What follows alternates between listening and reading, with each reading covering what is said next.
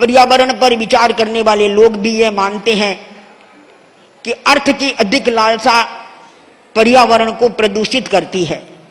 इसके लिए उन्होंने कहा है कि 3R का फार्मूला अपनाया जाए। अगर लोग 3R अपने जीवन में अपना ले तो पर्यावरण भी सुरक्षित रह सकता है और लोगों की अपेक्षाएं भी पूरी हो सकती है। तो उन्होंने कहा कि रिड्यूस, रीयूज और रिसाइकल, ये 3R है। सबसे पहले उन्होंने इस बात पर बल दिया, रिड्यूस, अपनी इच्छाओं को, अपनी आवश्यकताओं को सीमित करो, कम करो, उत्पादन कम करो, उपभोग कम करो, यह सुख का, शांति का रास्ता है। दूसरी बात उन्होंने यह बताई कि रीयूज, वस्तु का पुनः पुनः उपभोग होना चाहिए। प्राचीन काल में ऐसा होता था, बड़े भाई बहनों के कपड़े छोटी भाई बहनों के काम आ जाते थे, लेकिन आज वह शैली बदल गई है। अब सबको नए नए कपड़े चाहिए। यदि वस्तु का पुनः पुनः उपयोग हो तो उसका पूरा पूरा उपयोग हो सकता है। बुद्ध के पास एक उनका शिष्य आया, बोला कि मेरे सारे कपड़े फट गए हैं, मुझे वस्त्रों की जरूरत है। बुद्ध ने उसे 2 जोड़ी नए कपड़े दिलवा दिए।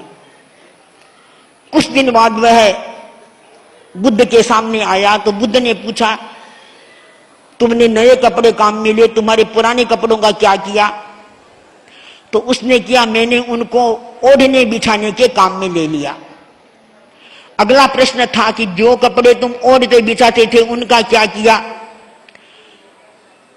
तो उसने कहा, वे इतने फट गए थे कि उनको उनके छोटे टुकड़े करके और गरम कढ़ाइयों को उठाने के लिए, हाथ जलते थे उनको उठाने के लिए, उस काम में ले लिया।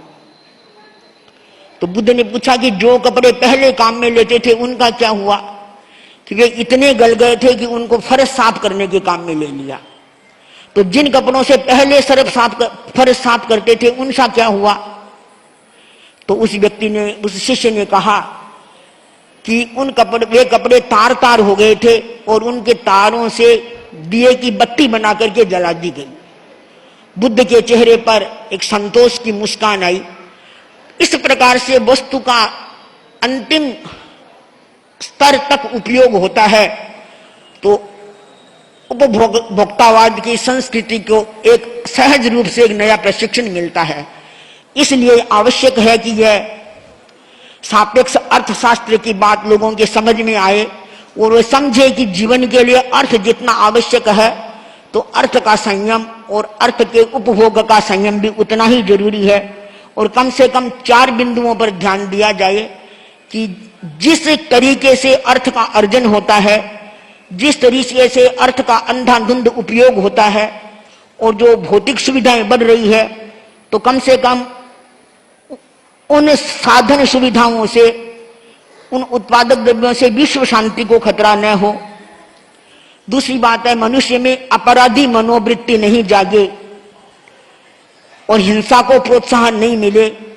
इसके साथ साथ उसकी यह चेतना भी जागे कि पदार्थ सुविधा का साधन हो सकता है, पर पदार्थ से, अर्थ से सुख नहीं मिल सकता। सुख मिलेगा तो संतोष से मिलेगा, इच्छाओं के संयम से मिलेगा, उपभोग के संयम से मिलेगा। और यही भगवान महावीर का अर्थशास्त्र है।